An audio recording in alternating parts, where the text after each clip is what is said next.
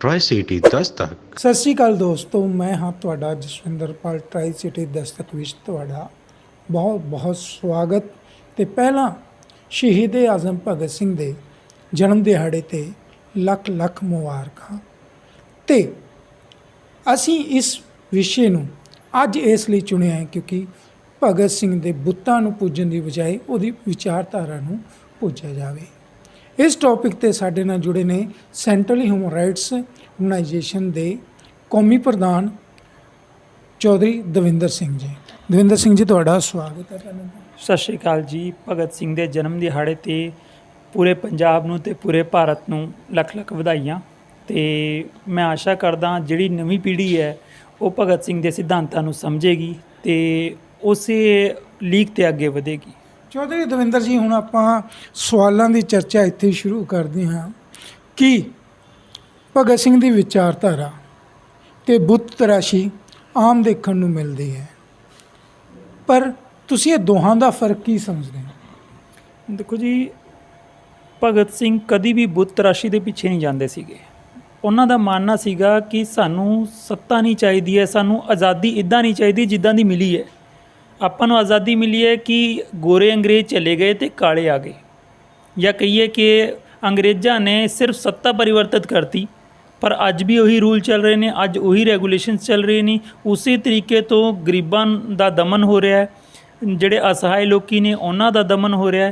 ਅਤੇ ਜਦ ਆਪਾਂ ਉਹਨਾਂ ਦੀ ਆਵਾਜ਼ ਚੁੱਕਣ ਦੀ ਗੱਲ ਕਰਦੇ ਹਾਂ ਤਾਂ ਸਿਸਟਮ ਹੀ ਸਭ ਤੋਂ ਵੱਡਾ ਜਿਹੜਾ ਹੈ ਉਹਦੇ ਵਿੱਚ ਹਰਡਲ ਪੈਦਾ ਕਰਦਾ ਹੈ। ਤੇ ਮੇਰਾ ਸਵਾਲ ਹੁਣ ਇੱਥੇ ਹੀ ਸ਼ੁਰੂ ਹੋ ਜਾਂਦਾ ਹੈ ਕਿ ਆਪਾਂ ਪੰਜਾਬ ਦੀ ਸਿਆਸਤ, ਕਿਉਂ ਪੰਜਾਬ ਇੱਕ ਪ੍ਰਮੁੱਖ ਰਾਜ ਹੈ ਇਸ ਸਮੇਂ ਦਾ, ਜਿਹਦੇ ਵਿੱਚ ਰਾਜਨੀਤੀ ਬਦਲ ਵੀ ਹੋਇਆ ਹੈ ਅਤੇ ਲੋਕਾਂ ਦੀਆਂ ਆਸਾਂ ਵੀ ਹੋਈਆਂ, ਪਰੰਤੂ ਲੋਕਾਂ ਨੂੰ ਨਿਰਾਸ਼ਾ ਵੀ ਹੋਈ, ਜਿਵੇਂ ਕਿ ਭ੍ਰਿਸ਼ਟਾਚਾਰ ਦਾ ਮੁੱਦਾ ਸਭ ਤੋਂ ਵੱਡਾ ਅਹਿਮ ਰਿਹਾ ਹੈ। ਅਤੇ ਤੁਸੀਂ ਕੀ ਸਮਝਦੇ ਹੋ, ਇਹ ਜਿਹੜਾ ਮੁੱਦਾ ਹੈ ਇਹ 'ਤੇ ਜੋ ਚੰਨੀ ਸਰਕਾਰ ਆਈ ਹੈ ਇਹ ਦਾ ਕੁਛ ਰੂਪ ਦੇਖਣ ਨੂੰ ਮਿਲੂਗਾ ਜਾਂ ਫਿਰ ਉਹੀ ਪੁਰਾਣਾ ਰਾਜ? ਸਿਸਟਮ ਪੁਰਾਣਾ ਚੱਲਦਾ ਆ ਰਿਹਾ ਅਤੇ ਉਹੀ ਚੱਲੂਗਾ। ਪਹਿਲਾਂ ਸਿਸਟਮ ਜਿਹੜਾ ਸੀਗਾ ਵੱਡੀ ਵੱਡੀ ਗੱਡੀਆਂ ਦਾ ਸਿਸਟਮ ਸੀਗਾ। ਜੇ ਆਪਾਂ ਗੱਲ ਕਰੀਏ ਅਕਾਲੀਆਂ ਦੀ, ਇੱਕ ਇੱਕ ਕਾਫਲੇ ਦੇ ਵਿੱਚ 50-50 ਗੱਡੀਆਂ ਚੱਲਦੀ ਹੁੰਦੀ ਸੀਗੀ। ਲਗਜ਼ਰੀ ਗੱਡੀਆਂ ਦੇ ਵਿੱਚ ਜਿਹੜੇ ਲੀਡਰ ਸੀਗੇ ਉਹ ਸਵਾਰੀ ਕਰਦੇ ਹੁੰਦੇ ਸੀਗੇ। ਉਹੀ ਚੀਜ਼ ਕੈਪਟਨ ਸਰਕਾਰ ਵੱਲੋਂ ਹੋ ਰਹੀ ਸੀਗੀ, ਉਹੀ ਵੱਡੀ ਵੱਡੀ ਗੱਡੀਆਂ, ਉਹੀ ਕਾਫਲੇ। ਜਦੋਂ ਮੁੱਖ ਮੰਤਰੀ ਚਰਨਜੀਤ ਚੰਨੀ ਜੀ ਨੇ ਆਪਣੀ ਸਹੁੰ ਚੁੱਕੀ, ਉਸ ਵੇਲੇ ਉਹਨਾਂ ਨੇ ਇੱਕ ਨਵੀਂ ਚੀਜ਼ ਕਹੀ ਸੀਗੀ ਕਿ ਮੈਂ ਮਹਿੰਗੀ ਗੱਡੀਆਂ 'ਚ ਨਹੀਂ ਜਾਊਂਗਾ। ਪਰ ਹੁੰਦਾ ਕੀ ਹੈ, ਆਪਣੀ ਹੀ ਕੈਬਨਿਟ ਦੇ ਮੰਤਰੀਆਂ ਦੇ ਲਈ ਉਹ ਗੱਡੀਆਂ ਲੈ ਲੈਂਦੇ, ਉਹੀ ਮਹਿੰਗੀ ਗੱਡੀਆਂ, ਉਹੀ ਲਗਜ਼ਰੀ ਗੱਡੀਆਂ। ਫਿਰ ਆਪਾਂ ਕਿਵੇਂ ਇਹਨੂੰ ਕਹਿ ਸਕਦੇ ਹਾਂ ਕਿ ਉਹ ਭ੍ਰਿਸ਼ਟਾਚਾਰ ਦੇ ਵਿਰੁੱਧ ਕੋਈ ਕੰਮ ਕਰੂੰਗੇ? ਜਿਹੜੀ ਚੀਜ਼ ਨੂੰ ਖੁਦ ਡਿਨਾਈ ਕਰ ਰਹੇ ਹਾਂ ਉਸੇ ਨੂੰ ਖੁਦ ਐਕਸੈਪਟ ਕਰ ਰਹੇ ਹਾਂ।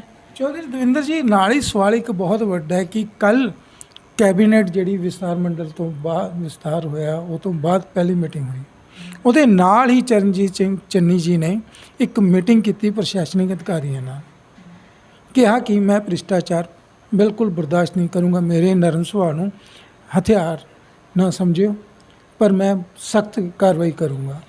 ਦੂਜੇ ਪਾਸੇ ਇਹਨਾਂ ਦੇ ਮੰਤਰੀ ਮੰਡਲ ਵਿੱਚ ਰਾਣਾ ਗੁਰਜੀਤ ਦਾ ਨਾਂ ਵੀ ਆਇਆ, ਲਿਸਟ 'ਚ ਆਇਆ, ਅਤੇ ਉਸ ਦਾ ਹੀ ਕਾਂਗਰਸੀਆਂ ਵੱਲੋਂ ਵਿਰੋਧ ਕੀਤਾ ਗਿਆ। ਉਹਦੇ 'ਚ ਮੰਤਰੀ ਸੀ, ਵਿਧਾਇਕ ਵੀ ਸੀਗੇ, ਪਰੰਤੂ ਉਸ ਨੂੰ ਮੰਤਰੀ ਬਣਾ ਦਿੱਤਾ। ਇਹ ਜਿਹੇ ਕਰੈਕਟਰ ਨੂੰ ਤੁਸੀਂ ਕੀ ਸਮਝਦੇ ਹੋ, ਕਿਵੇਂ ਰਾਜਨੀਤੀ ਦਾ ਪੱਖ ਦੇਖਦੇ? ਦੇਖੋ ਜੀ, ਇਹ ਗੱਲ ਬਿਲਕੁਲ ਉੱਦਾਂ ਹੀ ਹੈ ਜਿਵੇਂ ਆਪਾਂ 2013-14 ਦੀ ਗੱਲ ਕਰੀਏ।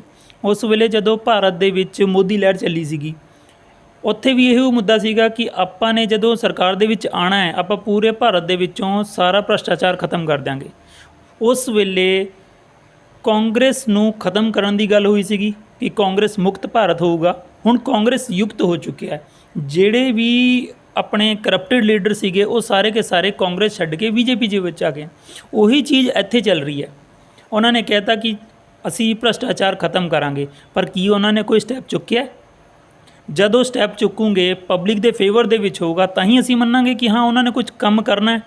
ਉਹ ਤਾਂ ਕਹਿੰਦੇ ਸਿਰਫ ਮੇਰਾ ਨਰਮ ਸੁਭਾਅ ਨੂੰ ਤੁਸੀਂ ਇਹ ਨਾ ਸਮਝੋ ਕਿ ਮੈਂ ਕੁਝ ਕਰੂੰਗਾ ਨਹੀਂ, ਕੁਝ ਕਰਕੇ ਦਿਖਾਓ ਤਾਂ ਅਸੀਂ ਮੰਨ ਲਾਂਗੇ। ਪਰ ਜਿਵੇਂ ਕਿ ਪ੍ਰਸ਼ਾਸਨਿਕ ਅਧਿਕਾਰੀਆਂ ਨੂੰ ਮੈਸੇਜ ਦੇਣਾ, ਪਰ ਆਪਣੇ ਮੰਤਰੀ ਮੰਡਲ ਵਿੱਚ ਇੱਕ ਇਹੋ ਜਿਹੇ ਮੰਤਰੀ ਨੂੰ ਬਿਠਾਉਣਾ, ਕੀ ਲੱਗਦਾ ਤੁਹਾਨੂੰ? ਜਿਹਦਾ ਕਾਂਗਰਸੀਆਂ ਨੇ ਵਿਰੋਧ ਕੀਤਾ। ਦੇਖੋ ਜੀ, ਜਿਹੜੀ ਸਰਕਾਰ ਆਪਣੇ ਘਰ ਨੂੰ ਨਹੀਂ ਸਾਂਭ ਸਕ ਰਹੀ, ਉਹ ਸੂਬੇ ਨੂੰ ਕਿਵੇਂ ਸਾਂਭੂਗੀ? ਇਹ ਸਭ ਤੋਂ ਵੱਡਾ ਸਵਾਲ ਹੋ ਜਾਂਦਾ ਹੈ, ਕਿਉਂਕਿ ਇਹ ਇਹੋ ਜਿਹਾ ਘਰ ਹੈ ਜਿਹਦੇ ਭਾਂਡੇ ਆਪਸ 'ਚ ਲੜੀ ਜਾ ਰਹੇ ਨੇ। ਕਦੀ ਬਲਬੀਰ ਸਿੱਧੂ ਆ ਜਾਂਦੇ ਅਤੇ ਜਦੋਂ ਸਹੁੰ ਚੁੱਕ ਸਮਾਰੋਹ ਹੋਇਆ ਉਹਦੇ ਵਿੱਚ ਜਾਖੜ ਸਾਹਿਬ ਨਹੀਂ ਜਾਂਦੇ, ਕੈਪਟਨ ਸਾਹਿਬ ਨਹੀਂ ਜਾਂਦੇ। ਇਹ ਸਿੱਧਾ ਇੱਕ ਮੈਸੇਜ ਆ ਰਿਹਾ ਪਬਲਿਕ ਵੱਲ ਕਿ ਆ ਜਿਹੜੀ ਹੈ ਨਾ, ਇਕੱਠੇ ਤਾਂ ਹੋ ਚੁੱਕੇ ਨੇ ਪਰ ਨਾਲ ਨਹੀਂ ਨੇ। ਜੇ ਨਾਲ ਹੁੰਦੇ ਤਾਂ ਇੱਕ ਸੁਰ ਦੇ ਵਿੱਚ ਸਾਰੇ ਕਹਿੰਦੇ ਕਿ ਅਸੀਂ ਇਸ ਲੀਕ ਤੇ ਜਾਣਾ ਹੈ, ਅਸੀਂ ਇਹ ਜਿਹੜੇ ਰੁਕੇ ਹੋਏ ਵਾਅਦੇ ਸੀਗੇ ਉਹ ਪੂਰੇ ਕਰਨੇ ਹੈ, ਇਹ ਨਿਯਮ ਜਿਹੜੇ ਸੀਗੇ ਉਹ ਲਾਗੂ ਕਰਨੇ ਹੈ। ਇਹ ਕੋਈ ਨਹੀਂ ਹੋ ਰਿਹਾ। ਇਹ ਤਾਂ ਸਿਰਫ ਇੱਕ ਚੀਜ਼ ਹੋ ਰਹੀ, ਖਾਨਾ ਪੂਰਤੀ ਜੀ ਲੱਗ ਰਹੀ ਹੈ। ਕਿ ਤੁਹਾਨੂੰ ਇਹ ਧੋਖਾ ਲੱਗਦਾ ਆਮ ਲੋਕਾਂ ਨੂੰ? ਇਹ ਧੋਖਾ ਨਹੀਂ ਹੈ, ਇਹ ਇਲੂਜ਼ਨ ਹੈ। ਇੱਕ ਇਲੂਜ਼ਨ ਕ੍ਰੀਏਟ ਕੀਤਾ ਜਾ ਰਿਹਾ ਕਿ ਇੱਕ ਨਵਾਂ ਮੁੱਖ ਮੰਤਰੀ ਆਇਆ ਹੈ, ਥੋੜਾ ਯੰਗ ਹੈ ਅਤੇ ਕੁਝ ਨਵੀਂ ਚੀਜ਼ ਕਰਕੇ ਦੇਖੂਗਾ, ਬਟ ਲੱਗ ਨਹੀਂ ਰਿਹਾ ਕਿ ਇਹ ਉਹ ਨਈ ਚੀਜ਼ ਕਰ ਸਕਦੇ ਹਨ ਜਿਹਦੀ ਲੋਕਾਂ ਨੂੰ ਆਸ ਹੈ ਕਿ ਇਹੋ ਜਿਹੀ ਚੀਜ਼ ਹੋ ਸਕਦੀ ਹੈ। ਸਾਡਾ ਵੀ ਕੋਈ ਪੱਖ ਰੱਖਣ ਵਾਲਾ ਹੋਏਗਾ, ਸਾਨੂੰ ਕੋਈ ਪੁੱਛਣ ਵਾਲਾ ਹੋਏਗਾ। ਹਾਂ, ਲੋਕਾਂ ਦੇ ਵਿੱਚ ਜਾ ਰਹੇ ਨੇ, ਬੱਚਿਆਂ ਦੇ ਨਾਲ ਟੱਚ ਦੇ ਵਿੱਚ ਰਹਿ ਰਹੇ ਨੇ, ਯੂਨੀਵਰਸਿਟੀ ਦੇ ਵਿੱਚ ਟੱਚ ਦੇ ਵਿੱਚ ਰਹਿ ਰਹੇ ਨੇ, ਬਟ ਫਿਰ ਵੀ ਨਾ ਕੋਈ ਕਮੀ ਹੈ। ਇੱਕ ਆਪਾਂ ਕਹੀਏ ਲਿਟਲ ਬਿਟ ਪੁਆਇੰਟ ਜਿਹੜਾ ਹੈ ਉਹ ਛੂਟ ਰਿਹਾ ਇਹਨਾਂ ਤੋਂ। ਉਹ ਕੀ ਪੁਆਇੰਟ ਹੈ? ਉਹ ਪੁਆਇੰਟ ਜੇ ਆਪਾਂ ਸਿੱਧੀ ਗੱਲ ਕਰੀਏ, ਜਦੋਂ ਵੀ ਇਹ ਪਬਲਿਕ ਦੇ ਵਿੱਚ ਜਾਂਦੇ ਆ, ਉਹ ਜਿਹੜਾ ਔਰਾ ਹੁੰਦਾ ਨਾ, ਉਹ ਔਰਾ ਕਿਤੇ ਮਿਸ ਹੋ ਰਿਹਾ। ਬੀਇੰਗ ਅ ਚੀਫ ਮਿਨਿਸਟਰ ਅਤੇ ਇਹਨਾਂ ਨੂੰ ਕੁਇਕ ਡਿਸੀਜ਼ਨ ਲੈਣੇ ਚਾਹੀਦੇ ਆ। ਭਾਵੇਂ ਤੁਸੀਂ ਬੇਅਦਬੀ ਦੀ ਗੱਲ ਕਰੋ ਜਾਂ ਬਰਗਾੜੀ ਕਾਂਡ ਦੀ ਗੱਲ ਕਰੋ, ਅਤੇ ਇਹਨਾਂ ਨੂੰ ਕੁਛ ਨਾ ਕੁਛ ਇਹੋ ਜਿਹਾ ਪਬਲਿਕ ਨੂੰ ਦਿਖਾਉਣਾ ਚਾਹੀਦਾ ਕਿ ਹੀ is the face of Punjab Congress. ਪਰ ਕੀ ਹੋ ਰਿਹਾ ਇਹ? ਮੈਨੂੰ ਲੱਗ ਨਹੀਂ ਰਿਹਾ, ਕਿਉਂਕਿ ਅਜੇ ਤਾਂ ਆਪਾਂ ਕੁਝ ਵੀ ਕਹਾਂਗੇ ਹੁਣ ਬਹੁਤ ਜ਼ਿਆਦਾ ਆਪਾਂ ਜਲਦਬਾਜ਼ੀ 'ਚ ਕਹਿ ਦਿਆਂਗੇ। ਅਜੇ ਆਪਾਂ ਨੂੰ ਦੇਖਣਾ ਚਾਹੀਦਾ 15 ਦਿਨ, ਮਹੀਨਾ, 2 ਮਹੀਨਾ, ਉਹਦੇ ਵਿੱਚ ਪਤਾ ਲੱਗੂਗਾ ਕਿ ਇਹਨਾਂ ਦਾ ਬੇਸਿਕ ਵੇ ਕਿਹੜਾ ਹੈ, ਕੀ ਕੰਮ ਕਰਨਾ ਚਾਹੁੰਦੇ ਨੇ ਅਤੇ ਕੀ ਇਹਨਾਂ ਦਾ। ਜਿਵੇਂ ਕਿ ਪਹਿਲੀ ਵਿਸਤਾਰ ਤੋਂ ਬਾਅਦ ਬੈਠਕ ਹੋਈ ਕੈਬਨਿਟ ਦੀ, ਉਹਦੇ ਵਿੱਚ ਕਿਸਾਨਾਂ ਦੀ ਉਹ ਗੱਲ ਕੀਤੀ ਗਈ, ਪਰ ਕਿਸਾਨਾਂ ਦੇ ਮਸਲੇ ਕਿਤੇ ਨਹੀਂ ਦਿਖਾਈ ਦਿੱਤੇ। ਦੇਖੋ ਜੀ, ਕਿਸਾਨਾਂ ਦੀ ਗੱਲ ਜਿਹੜੀ ਹੈ ਉਹ ਹਰ ਪਾਰਟੀ ਕਰਦੀ ਹੈ।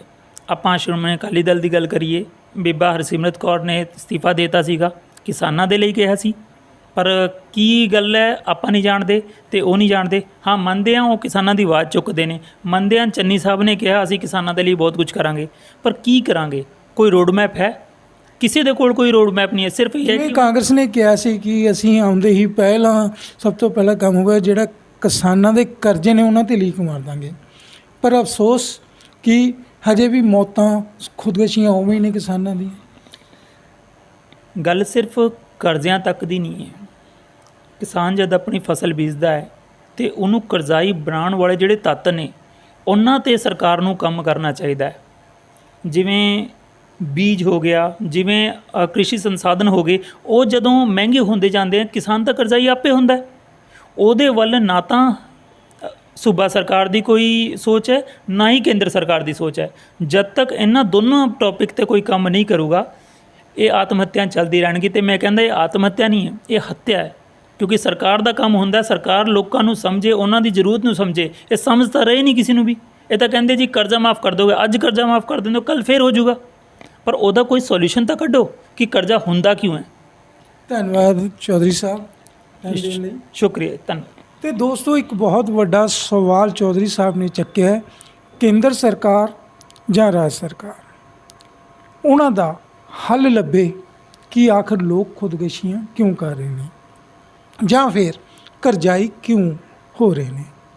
ਲੋੜ ਹੈ ਸਰਕਾਰਾਂ ਨੂੰ ਆਪਣੇ ਕਰੈਕਟਰ 'ਤੇ ਧਿਆਨ ਦੇਣ ਦੀ, ਨਾਲ ਉਹ ਬੋਲੇ ਜੋ ਕਰ ਦਿਖਾਵੇ ਇਹ ਜੀ ਵਿਧੀ ਅਪਣਾਉਣ ਦੀ। ਇਹੀ ਸਵਾਲ ਨੂੰ ਲੈ ਕੇ ਇੱਕ ਸਵਾਲ ਤੁਹਾਡੇ ਵਾਸਤੇ, ਕਿ ਤੁਸੀਂ ਕਿਹੋ ਜਿਹਾ ਸਿਸਟਮ ਚਾਹੁੰਦੇ ਹੋ? ਕਮੈਂਟ ਕਰਨਾ ਨਾ ਭੁੱਲਿਓ। ਧੰਨਵਾਦ। ਤੁਸੀਂ ਦੇਖਦੇ ਰਹੋ ਟਰਾਈ ਸਿਟੀ ਦਸਤਕ, ਦਸਤਕ ਹਰ ਖਬਰ 'ਤੇ। Tri city Dastak.